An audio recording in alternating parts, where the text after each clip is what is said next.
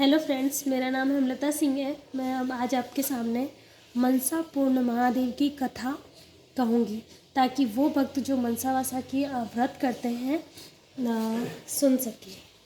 ठीक है, चलो। ये मनसा वासा व्रत श्रावण सुदी के पहले सोमवार के दिन चालू होते हैं और फिर कार्तिक सुदी चौथ के दिन इसका उद्यापन किया जाता है। इसके उद्यापन में सवा सेर घी, सवा सेर गुड़, सवा 4 सेर आटे का चूरमा बनाया जाता है और उसी चूरमे को 4 भाग में बराबर बांट के एक गाय को एक तुलसी हर साल अलग अलग जगह रखा जाता है। जैसे एक गाय को फिर 3 लड्डू बचते हैं और एक वो खुद जो व्रत होता है वही खा सकता है और दूसरे जो 2 बचते हैं वो आप किसी को भी बांट सकते हैं। और इसी प्रकार हर साल एक लड्डू गाय को तुलसी जी के थड़ पे और तुलसी जी के थड़े यानी तुलसी जी जहाँ स्थापित होते हैं उस मंदिर के वहाँ उस स्थान पे रखा जाता है और एक खप्पर होता है वहाँ डाला जाता है जो शिव जी का नहीं होता था ब्लैक कलर का, उसके वहाँ उसको जो पूरी गोस्वामी जो होते हैं ना उनको दिया जाता है। और एक जो होता है छोटे छोटे बच्चे होते हैं लास्ट साल होता है उसमें बांटा जाता है। ये 4 साल होता है, फिर 8 साल होता है, फिर 12 साल, ऐसे जहाँ जितने साल चाहो उतने साल कर सकते हो। 4 साल करना पड़ता है। चलो हम चालू करते हैं मनसा वासा व्रत कथा। एक समय तरह तरह के फूल फल और सुंदर सुंदर जड़ी बूटियों से शोभायमान कैलाश पर्वत पर विराजमान श्री शंकर भगवान से पार्वती जी बोले, हे जगत के स्वामी, आज मन बहलावे के वास्ते आप और मैं चौपड़ का खेल खेले। शंकर जी ने कहा कि चौपड़ के खेल में बेईमानी बहुत होती है, हार जीत का पता नहीं पड़ता, इसलिए कोई तीसरा आदमी होना चाहिए जो ईमानदारी से हार जीत का फैसला कर सके। पार्वती जी ने ऐसा सुनकर अपने शरीर से मैल उतारा और पुत्र की सूरत का पुतला बनाकर रख दिया और महादेव जी ने उसमें जान डाल दी। और महादेव जी ने और पार्वती जी ने कहा कि आप हमारी हार जीत का फैसला करना। ऐसा बोलकर महादेव जी ने पासा फेंका और पूछा, बोलो पुत्र, कौन हारा और कौन जीता। पुत्र ने कहा कि महादेव जी जीते और पार्वती जी हारी। तब दूसरी बार फिर महादेव जी ने पासा फेंका और पूछा, कौन हारा और कौन जीता। पुत्र बोला, शंकर भगवान जीते और पार्वती जी हारी। तीसरी बार पार्वती जी ने पासा फेंका और पुत्र से पूछा, बताओ पुत्र, कौन हारा और कौन जीता। पुत्र ने मन में सोचा, यदि कहूँ कि शंकर भगवान हारे तो वो मुझे श्राप दे देंगे, इसलिए कहा कि शंकर भगवान जीते और पार्वती जी हारी। पार्वती जी ने यह सुनकर क्रोध में अपने पुत्र को श्राप दे दिया कि तू कोढ़ी हो जाएगा, रोता भटकता फिरेगा। ये सुनकर पुत्र उठा और एक तरफ चल पड़ा। बहुत दूर चलते चलते एक भयानक जंगल आया। उसने देखा कि 12 कोस की दूरी में फैला हुआ एक बहुत बड़ा तालाब है जिसकी पाल पर बड़ और पीपल के बड़े बड़े पेड़ है, जिसके नीचे इंद्र की स्त्री इंद्राणी, ब्रह्मा की स्त्री ब्रह्माणी, देवताओं की स्त्रियां बैठकर व्रत पूजन कर रही थी। उन व्रत करती हुई स्त्रियों को देखकर पार्वती जी के पुत्र अंगद जी ने पूछा कि तुम क्या कर रही हो। तब देवता की स्त्रियों ने कहा कि हम सब मनसा महादेव का व्रत पूजन कर रहे हैं, उसके करने से क्या फल होता है। तब देवताओं की स्त्रियों ने कहा कि इस व्रत के करने से मन की सब इच्छाएं पूर्ण होती हैं। तब अंगद जी ने कहा कि इस व्रत को तो मैं भी करूँगा। ऐसा विचार कर उन्होंने किसी से चावल, किसी से सुपारी और पूजा का सामान लेकर व्रत शुरू कर दिया। अंगद जी को देवता की स्त्रियों ने व्रत का सारा तरीका बता दिया कि श्रावण सुदी के पहले सोमवार को कुंवारी लड़की से 2.5 पुनी सूत कतवा कर उस डोरे को गेरू में रंग कर शंकर भगवान का पूजन कार्तिक सुदी चौथ तक हर सोमवार तक करता रहे। कार्तिक सुदी चौथ के दिन ही उसका उद्यापन करे। तब सवा सेर घी, सवा सेर गुड़, सवा 4 सेर आटे का चूरमा बनाकर उसके 4 हिस्से बना लेवे। एक हिस्सा ब्राह्मण को, एक हिस्सा साधु को, एक हिस्सा गाय को देवे और एक हिस्सा सबको बांट देवे। सबको बराबर देवे, किसी को कम और ज़्यादा नहीं देवे। इस प्रकार बताए हुए नियम से अंगद जी को व्रत करते हुए 4 वर्ष हो गए। उधर एक दिन अंगद जी को याद कर पार्वती जी ने महादेव जी से कहा कि पुत्र को गए हुए बहुत दिन हो गए, कोई समाचार अभी तक नहीं आया, कृपया कोई ऐसा व्रत बताओ जिसके करने से पुत्र मिल जाए। तब महादेव जी ने बताया कि श्रावण सुदी के पहले सोमवार को कुंवारी लड़की से 2 पुनी सूत कतावे और उसका डोरा बनाकर गेरू के रंग में रंग कर हर सोमवार को महादेव जी की पूजा करें। फिर कार्तिक सुदी चौथ को उसका उद्यापन करें और उसमें सवा सेर घी, सवा सेर गुड़, सवा 4 सेर आटे का चूरमा बनाकर उसमें एक भाग राजा हो या गरीब सबको बराबर बांट देवे। इस तरह बताए हुए ढंग से पार्वती जी को व्रत करते हुए 4 वर्ष हो गए। उधर एक दिन पुत्र के मन में आया कि माता पिता से मिलने जाना चाहिए। व्रत करने से अंगद जी की देह इंसान जैसी सुंदर हो गई थी। अंगद जी माता पार्वती जी के पास जाकर खड़े हो गए। पुत्र को आया देखकर पार्वती जी हंसने लगे। अंगद जी ने देखकर पीछे हट गए। पार्वती जी ने पूछा कि पुत्र तुम पीछे क्यों हटे? तब पुत्र ने कहा कि आपके बिना बुलाने पर आप हंसी, इसलिए मैं पीछे हट गया। तब पार्वती जी ने कहा कि मैं तो तुम्हारे आने पर नहीं हंसी, मैं तो व्रत के प्रभाव से हंसी हूँ, क्योंकि तुमसे मिलने के लिए मैंने मनसा वासा व्रत किया था। तब अंगद जी ने कहा कि मैंने भी ये व्रत किया। तब पार्वती जी बोली कि इस व्रत के करने से तुम्हारा शाप मिट गया, मैंने ये व्रत किया तो तुम मुझे मिल गए हो, तुम क्या चाहते हो सो कहो। पुत्र बोला, मैं उज्जैन नगर में राज्य करना चाहता हूँ। यह कहकर वह उज्जैन की तरफ चल पड़ा। उज्जैन पहुंचकर वह राजा रानी से मिला। राजा रानी बूढ़े हो गए थे, उनके कोई पुत्र नहीं था, केवल एक कन्या थी। राजा रानी ने सोचा कि हम बूढ़े हो गए हैं, इसलिए अपनी कन्या का विवाह किसी अच्छे वर के साथ करके सारा राजपाट उसको संभला देंगे।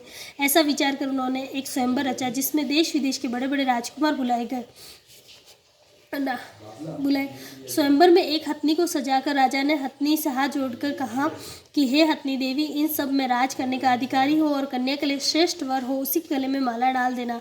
यह कहकर हथनी की सुन में माला पकड़ा दी गई और हथनी ने चारों तरफ देखभाल कर पार्वती जी के पुत्र अंगद जी के गले में माला डाल दी। तब सबने कहा कि हथनी छुप गई है। फिर हथनी का श्रृंगार किया गया, हाथ जोड़कर कहा कि जो इस राज को भोगने का अधिकारी हो, राजकुमारी के लिए अच्छा वर हो, उसी के गले में माला डाल देना। यह कहकर माला फिर हथनी की सुन में पकड़ा दी। अंगद जी को पहले ही वहां से निकाल दिया था। हथनी घूम फिर कर फिर बाहर निकल गई और फिर अंगद जी के गले में माला डाल दी। तब फिर सब लोगों ने कहा कि हथनी ने हट कर ली है, इसीलिए फिर उसी के गले में माला डाल दी है। ऐसा विचार कर फिर हथनी को सजाया गया और माला देकर निवेदन किया, हे गजराज, तू देवता स्वरूप है, इस राज का मालिक बनकर राज्य को भोगने वाला हो और राजकुमारी के लिए श्रेष्ठ वर हो, उसी के गले में माला डाल देना। अंगद जी को पहले ही मार पीट कर बाहर निकाल दिया गया था। हथनी घूम फिर कर फिर बाहर निकल के और उसके गले में माला डाल दी। तब राजा ने नगर के सेठ को बुलवाकर हुक्म दिया कि इन अंगद जी को आप घर ले जाकर बारात बनाकर लाओ। सेठ अंगद जी को घर ले गया और वहां से बारात बनाकर राजा के यहाँ ले आया। राजा ने पंडितों को बुलाकर मंडप की रचना करवाई, अपनी कन्या के साथ अंगद जी का विवाह कर दिया, सारा राजपाट और उनको सौंप दिया। अपने खर्च के लिए केवल 4 गाँव रखे। राजकुमारी ने पूछा कि आपका नाम क्या है, जाति क्या है और आपके माता पिता कौन है? तब अंगद जी ने कहा, मेरा नाम अंगद है, श्री महादेव जी पार्वती जी मेरे माता पिता है। राजकुमारी ने कहा, श्री महादेव जी पार्वती तो देवलोक के देवता हैं, इसलिए इस मृत्युलोक में आपके माता पिता कैसे हो सकते हैं? तब अंगद जी ने कहा कि एक समय सुंदर फल फूल वनस्पतियों से शोभायमान कैलाश पर्वत महादेव जी विराजमान थे। तब माता पार्वती ने महादेव जी से चौपड़ खेलने के लिए कहा। महादेव जी ने कहा कि हार जीत का फैसला करने वाला कोई तीसरा होना चाहिए। तब पार्वती जी ने अपने शरीर से मैल उतारकर पुत्र की सूरत का पुतला बना दिया और महादेव जी ने उसमें जान डाल दी। तब मुझसे कहा कि हमारी चौपड़ में हार जीत का फैसला करना। महादेव जी ने पासा फेंका और मुझसे पूछा, कौन हारा कौन जीता? मैंने कहा, महादेव जी जीते। दूसरी बार फिर महादेव जी जीते, पार्वती जी हारी। तीसरी बार पार्वती जी ने पासा चलाकर पूछा, बताओ पुत्र, कौन हारा कौन जीता? मैंने सोचा कहूँ कि महादेव जी हारे और पार्वती जी जीती तो महादेव जी मुझे श्राप दे देंगे, इसलिए मैंने कहा कि महादेव जी जीते और पार्वती जी हारे। पार्वती जी ने यह सुनकर मुझे श्राप दे दिया कि जा तो कोड़ी हो जाएगा, मारा मारा भटकता फिरेगा। पार्वती जी के श्राप देने पर मैं वहाँ से चलकर एक भयानक जंगल में पहुंचा, जहाँ पर बड़े भारी तालाब और बड़ के पीपल के पेड़ थे। उस स्थान पर इंद्राणी, ब्रह्माणी आदि देवताओं की स्त्रियां व्रत कर रही थी। उनके व्रत को देखकर मैंने उनसे पूछा कि ऐसा करने से क्या होता है? तब उन्होंने व्रत का प्रभाव तथा उसके करने की विधि बताई। तब मैंने किसी से सुपारी, किसी से चावल मंगवा कर व्रत शुरू कर दिया। सावन सुदी के पहले सोमवार के दिन कुंवारी कन्या से 2.5 बुनी सूत कतवा का डोरा किया और उसको गेरों के रंग में रंग कर महादेव जी की पूजा की और कार्तिक सुदी चौथ को विसर्जन कर 1.25 सेर घी, 1.25 सेर गुड़, 4 सेर आटे का चूरमा बनाकर सबको बराबर बांट दिया। इस प्रकार ये व्रत पूरा किया। इधर पार्वती जी ने महादेव जी से पूछा कि हमारे पुत्र अंगद का कुछ पता नहीं है, बहुत समय से आया नहीं है। तब महादेव जी ने कहा कि वह जीवित है, मैं बताता हूँ, इस प्रकार व्रत कर दो जिससे तुम्हारा पुत्र आ जाए। व्रत का विधान बताया कि श्रावण सुदी के पहले सोमवार के दिन कुंवारी कन्या से 2.5 बुनी सूत कथा का डोरा करें और उसको महादेव जी गेरू के रंग में रंग कर महादेव जी की पूजा करें। कार्तिक सुदी चौथ को उसका उजवना करें। 1.25 सेर घी, 1.25 सेर गुड़, 4 सेर आटे का चूरमा बनाकर 4 भाग ऊपर बताए हुए विधि से ढंग से बराबर बराबर बांट देवे। इस प्रकार बताए हुए ढंग से पार्वती जी ने व्रत किया। इधर मैं जाकर पार्वती जी के पास खड़ा हो गया। पार्वती जी मुझे देख के हंस पड़ी। मैं पार्वती जी को देखकर हंसता देखकर पीछे हट गया। पार्वती जी ने कहा कि तुम पीछे क्यों हटे? तो मैंने कहा कि आपके बिना बुलाए मेरे आने पर आप हंसी, इसलिए मैं पीछे हट गया। पार्वती जी ने कहा कि मैं तो इसलिए हंसी कि मैंने मनसा वासा व्रत किया था, उसके प्रभाव से मेरे पुत्र तुम मुझे मिल गए हो। मैंने कहा मैंने भी ये व्रत किया है। तब माता पार्वती जी ने कहा कि तुम्हारे मन में क्या है सो कहो। मैंने कहा उज्जैन नगरी की राजकुमारी और उज्जैन का राज्य मुझे मिल जाए। तब पार्वती जी ने कहा तुम्हारे मन की इच्छा अवश्य पूर्ण होगी। तब अब उज्जैन नगरी का राज्य भी मिल गया है। और अंगद जी ने अपनी विवाहिता राजकुमारी से पूछा, तुम्हारे मन में क्या है सो कहो। राजकुमारी ने कहा कि हमारे बिना गर्भवास के ही पुत्र होना चाहिए। तब अंगद जी ने कहा, तुम्हारे बिना गर्भवास के ही पुत्र होगा, तुम मनसा वसा व्रत ऊपर बताए हुए ढंग से करना। ये सुनकर अंगद जी वहाँ से चले गए। रानी ने मनसा वसा व्रत शुरू कर दिया। 4 वर्ष के बाद एक दिन रानी ने दातुन करते समय दासी को पात्र भरकर जल लाने के लिए कहा। दासी जल लाने गई, तब क्या देखती है कि सोने की पालकी में बच्चा बैठा पैर का अंगूठा चूस रहा है। दासी झट से आकर रानी से कहा कि आपके पुत्र हुआ है। रानी ने कहा कि क्यों हमसे हंसी करती हो। दासी ने कहा, विश्वास नहीं हो तो चलकर देख लो। रानी ने जाकर देखा तो सचमुच पालने में बच्चा पैर का अंगूठा चूस रहा था। रानी ने बहुत प्रसन्न होकर श्री महादेव जी से प्रार्थना की कि हे भगवान, आपने ये पुत्र दिया है तो इसके लिए स्तनों से दूध की धार भी निकल जाए। इतना कहते स्तनों से दूध की धार फूट पड़ी और बच्चे को स्नान कराकर दूध पिलाया गया। इस प्रकार बालक धीरे धीरे बड़ा होने लगा। कुछ बड़ा होने पर एक दिन बालक अपनी माता से पूछ बैठा कि मेरे पिता कौन है। तब माता ने कहा कि अंगद जी तेरे पिता, महादेव जी, पार्वती जी तेरे दादा दादी है। तब पुत्र फूलफगर ने कहा कि ये बात तो मृत्युलोक में कोई नहीं मान सकता। तब माता ने कहा कि एक दिन महादेव जी कैलाश पर्वत पर चौपट खेलने की सोची। हार जीत का फैसला करने के लिए पार्वती जी ने अपने शरीर से मैल उतारकर मनुष्य की सूरत का पुतला बनाकर रख दिया। महादेव जी ने उसमें जान डाल दी और कहा, हमारे हार जीत का फैसला करना। यह कहकर महादेव जी ने बासा फेंका और पूछा कि कौन हारा कौन जीता। तब पुत्र ने कहा कि महादेव जी जीते और पार्वती जी हारी। दूसरी बार फिर पासा चलने पर पुत्र ने कहा कि महादेव जी जीते, पार्वती जी हारी। तीसरी बार पार्वती जी ने पुत्र से पूछा, कौन हारा और कौन जीता। तो पुत्र ने महादेव जी के श्राप से डर कर कहा, महादेव जी जीते और पार्वती जी हारी।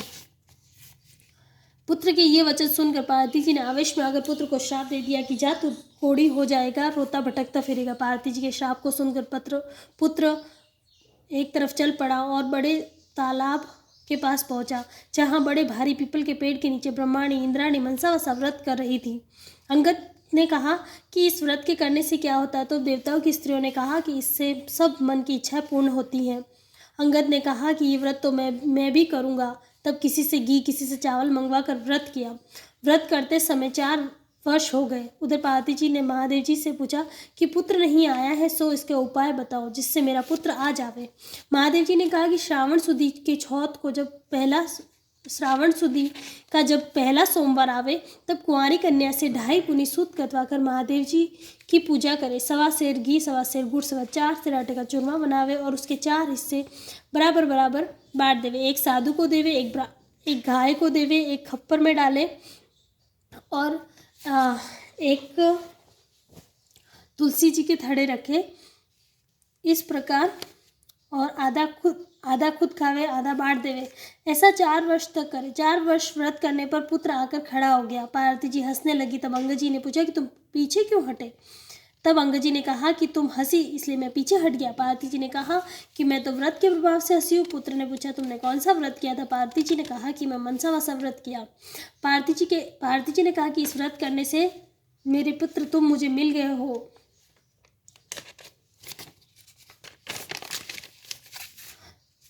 अब तुम्हारे मन में क्या है सो कहो। तो पुत्र ने कहा कि मैं उज्जैन में राज्य करना चाहता हूँ। माता बोली, तुम्हें उज्जैन का राज्य मिल जाएगा। मैं तेरे पिता के बताने से मैंने इस मनसा वसा व्रत को किया तो तुम मेरे बिना गर्भवास के ही पुत्र उत्पन्न हुए। इस तरह अंगद जी तुम्हारे पिता, महादेव जी तुम्हारे दादा है। माता ने कहा कि पुत्र तुम्हारी क्या इच्छा है सो कहो। पुत्र ने कहा कि हमारे यहाँ इंद्रलोक से एक विमान आवे जिसमें एक कन्या हो, उसी के साथ मेरा विवाह हो। माता ने कहा, जा तेरी इच्छा अवश्य पूर्ण होगी। तो पुत्र ने भी व्रत करना शुरू कर दिया और 4 वर्ष व्रत करने पर एक दिन सुबह पुत्र ने देखा कि आकाश में एक विमान उतर रहा है। विमान उतरने पर राजा ने विमान के पास पहुंचकर उसका पर्दा हटाकर देखा कि उसमें एक सुंदर कन्या बैठी है। तब राजा ने ब्राह्मणों को बुलवाकर साज बार और ठाट बाट के साथ उस कन्या से विवाह कर लिया। एक दिन राजा शिकार खेलने गए, वहाँ शिकार नहीं मिला और रास्ता भटक गए। एक बाग में डेरा डाल दिया। राजा भूख प्यास से व्याकुल हो रहा था। इतने में ही कि एक ब्राह्मण आ गया और उसने अपना पतड़ा देखकर कहा कि आज कार्तिक सुदी चौथ का उजमना है। तब राजा ने कहा कि ब्राह्मण देवता, मुझसे तो भूल हो गई, सो चौथ का पूजन करावे। पूजन कराकर राजा ने नगर में खबर भेजी कि राजमहल से 1.25 सेर घी, 1.25 सेर गुड़, 4 सेर आटे का चूरमा बनाकर भेजा जावे। रानी ने सोचा कि फौज साथ में होने से इतने से चूरमे से क्या होगा, इसलिए उसने गाड़ी भरकर भेज दिया। राजा ने सोचा कि मेरे लिए तो ये काफ़ी है, किंतु फौज के लिए थोड़ा होगा। इतने में ही महादेव जी ने गुस्से में भरकर राजा को स्वप्न में कहा कि तुम अपनी रानी को घर से निकाल दो, नहीं तो तुम्हारा राज्य नष्ट कर दूंगा। तब राजा ने खुद महल में जाकर रानी को डांट डपट कर राज्य से निकाल दिया। रानी महल से निकल कर जाने लगी, तब रास्ते में एक दीवान मिला। रानी से पूछा कि कहाँ जा रही है। तब रानी ने कहा कि दीवान साहब, राजा साहब ने मुझे गुस्से में देश निकाला दे दिया है। आप तब दीवान ने कहा कि राजा साहब को 1-2 दिन में समझा देंगे, आप मेरे घर चले। घर पहुंचते ही दीवान अंधा हो गया और दीवान ने रानी से हाथ जोड़कर कहा, आप यहाँ से चली जावे। रानी वहाँ से चल पड़ी। आगे रास्ते में उसे नगर का बड़ा सेठ मिला। रानी से पूछा कि कहाँ जा रहे हो। रानी ने कहा कि राजा ने गुस्से में आकर मुझे देश निकाला दे दिया है। तब सेठ ने कहा कि राजा साहब को 1-2 दिन समझा देंगे, आप मेरी हवेली में चले। रानी के पहुंचते ही सेठ भी अंधा हो गया, कारोबार ठप हो गया, हुंडियाँ बंद होने लगी, दिवाला होने लगा। सेठ जी भी अंधा हो गया और सेठ जी ने हाथ जोड़कर निवेदन किया कि आप यहाँ से चली जावे। रानी वहाँ से चल पड़ी। आगे चलने पर एक कुम्हार मिला। रानी से पूछा कि किधर जा रहे हैं। तो रानी ने कहा कि राजा ने गुस्से में आकर देश निकाल देते। ये बात सुनकर कुम्हार ने कहा, राजा जी को 1-2 दिन में समझा देंगे, आप मेरे घर चले। रानी कुम्हार के साथ घर चली गई। घर पहुंचते ही कुम्हार अंधा हो गया, उसका आवा फूट गया। कुम्हार ने हाथ जोड़कर कहा कि रानी आप यहाँ से चली जावे, आप यहाँ से चली जावे। यह सुनकर रानी वहाँ से चल पड़ी। आगे चलने पर रास्ते में एक माली मिला। उसने पूछा कि किधर जा रही है। तब रानी ने माली को देश निकालने की बात कही। माली ने कहा कि आप मेरे बाग में चलो, 1-2 दिन में राजा साहब को मना लेंगे। रानी के बाग में जाते ही हरा भरा बाग कोयले के समान हो गया और माली भी अंधा हो गया। तब माली ने हाथ जोड़कर रानी से कहा कि आप यहाँ से चली जाए। रानी सोचने लगी कि मैंने ऐसा कौन सा पाप किया है कि मैं जिसके कारण जहाँ पे भी जाती हूँ वहीं अनर्थ हो जाता है। इस जीवन से तो मरना ही अच्छा है। ये सोचकर वो वहाँ से आगे चल पड़ी। आगे 2 रास्ते थे, एक 6 महीने का और एक 3 दिन का। रानी 3 दिन के रास्ते पे चल पड़ी। आगे शिप्रा नाम की नदी है। रानी ने सोचा इसमें डूब कर मर जाना ही अच्छा है। ऐसा विचार कर नदी में कूदी तो इतने में नदी का सारा पानी सूख गया। आगे चलने पर एक बड़ा भारी पर्वत आया। रानी ने पर्वत पर चढ़कर गिरने लगी तो पर्वत जमीन के बराबर हो गया। रानी फिर आगे चलने लगी तो एक जंगली शेर मिला। रानी ने सोचा कि यदि इसे छेड़ूंगी तो अवश्य मुझे खा जाएगा। ये सोचकर हाथ फेरा तो शेर पत्थर का बन गया। रानी फिर आगे चली तो अजगर मिला। उसने सोचा इसे छेड़ूंगी तो अवश्य मुझे खा जाएगा। ये सोचकर अजगर को छेड़ा तो वह रस्सी बन गया। फिर वहाँ से आगे चली तो चलते चलते बड़े भारी पीपल का पेड़ आया जिसके नीचे कुआं था और महादेव जी का मंदिर था। रानी उसमें बैठकर ओम नमः शिवाय मंत्र का जाप करने लगी। उस दिन कार्तिक सुदी चौथ थी और उसके उज्जवल में मंदिर का साधु गांव में गया हुआ था। आते समय रास्ते में उसे कुत्ते ने काट खाया। साधु ने, कौन मंदिर में ऐसा पापी बैठा है जिसे मुझे कुत्ते ने काट खाया।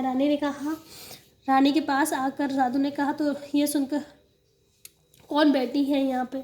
तब रानी ने कहा कि मैं पापी नहीं हूँ, मैं एक दुखी स्त्री हूँ। यदि आप मुझे अपने धर्म की बेटी बनावे तो अपना सब हाल आपको बताऊंगी। तब साधु ने कहा तुम मेरे धर्म की बेटी हो सो कहो। तब रानी ने अपनी सारी बात बता दी। साधु ने कहा आज कार्तिक सुदी चौथ का उजवना है, सो राजा को अधिक नहीं और गरीब को कम नहीं देना चाहिए। इससे एक सेर लड्डू बनाया है। और तब रानी ने विचार किया कि मैंने भी राजा के कहने पर चूरमा अधिक भेजा था, इसलिए मुझे दुख मिल रहा था। रानी ने साधु से कहा कि व्रत तो मैं भी करूंगी। साधु ने कहा कि श्रावण सुदी का पहला सोमवार आएगा तब व्रत की विधि बताऊंगा। कुछ दिन बीतने पर श्रावण सुदी आई और तब रानी ने साधु को याद दिलाया। साधु ने गांव में जाकर पूजा की सामग्री इकट्ठी की और रानी ने पूजा प्रारंभ कर दी। श्रावण सुदी के पहले सोमवार के दिन कुंवारी कन्या से 2.5 पुनी सूत कतवाया और महादेव जी की पूजा की। कार्तिक सुदी चौथ को उसका उजमना किया। 1.25 सेर घी, 1.25 सेर गुड़, 4 सेर आटे का चूरमा किया और उस पर का 4 भाग ऊपर बताई विधि से बांट दिए। साधु ने कहा कि महादेव जी के सामने ऊँट, हाथी, घोड़े मिट्टी के बनाकर रख दो और कहना, महादेव जी से कहना कि यदि आप प्रसन्न हो गए हो तो उन सबको जीवित कर दो और ओम नमः शिवाय मंत्र का जाप करना और जल का छींटा देना।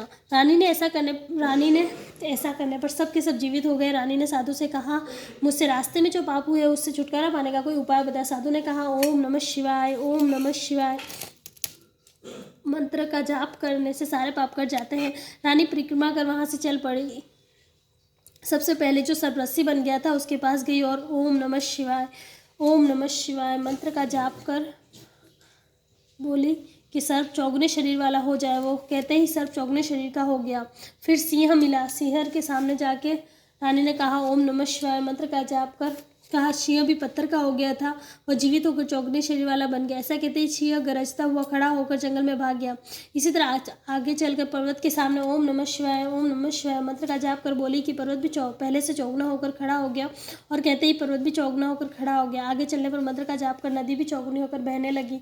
उसका माली का बाग भी हरा भरा हो गया है और उसका अंधापन जाता रहा है। नगर सेठ के यहाँ जाने पर हुंडिया भी चलने लगी, उसे आंखों से दिखाई देने लगा। लक्ष्मी का भंडार भर गया। सेठ हाथ जोड़कर कहने लगा कि आपके पधारने से हमारे यहाँ लक्ष्मी की वर्षा हुई है। सो ठाट बाट हो गया और इस खुशी में मैं सारे नगर वालों को भोजन कराना चाहता हूँ। जो ढिंडोरा करवा दिया कि जो किसी के चूल्हे में धुआं निकले उसे, किसी के चूल्हे में धुआं निकले उसे 11 रुपये दंड देना होगा। सारे गांव के लोग भोजन कर जाने लगे। दरबार में भी खबर भेज दी गई कि चौथ का उजमना है, जो कोई भी भूखा प्यासा मिले उसे भोजन के लिए भेज दे। सारे शहर में ढूंढने पर भी कोई भूखा प्यासा स्त्री पुरुष नहीं मिला। एक धोबी से पता पड़ा कि एक अंधी बहरी बुढ़िया है जिसके संपूर्ण शरीर पर कोढ़ हो रहा है। बुढ़िया को लाकर स्नान कराने लगे। स्नान कराते ही बुढ़िया का कोढ़ झड़ने लगा। बुढ़िया को रानी के पास ले जाने पर रानी ने उसे सारी कथा सुन लेने पर स्वर्ग से एक विमान आया और वह डोकरी संदेह बैकुंठ को चली गई। इस प्रकार शंकर भगवान के दर्शन से, अर्चना पूजन भक्ति भाव से करने से हर मनोकामना पूर्ण होती है। भगवान शंकर की जो नर नारी श्रावण, कार्तिक और माघ महीने में श्रद्धा भक्ति भाव से पूजा करता है, वह सुंदर सुंदर भोगों को भोगने के बाद संसार के बंधनों से मुक्ति को प्राप्त होता है। अतः शंकर भगवान की नित्य प्रति पूजा कर हर गृहस्थी अपना जीवन सफल करे। ओम नमः शिवाय। इस प्रकार की कथा संपूर्ण होती है। अब इसके बाद हम आरती करेंगे।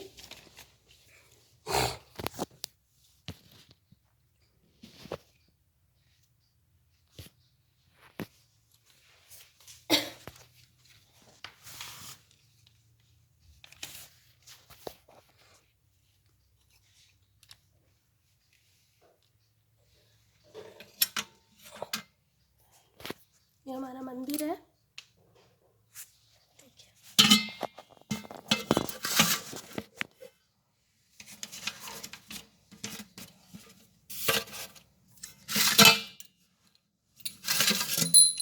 जय शिव ओमकारा, हर शिव ओमकारा, ब्रह्मा विष्णु सदा शिव अर्धांगिनी दारा। जय शिव ओमकार।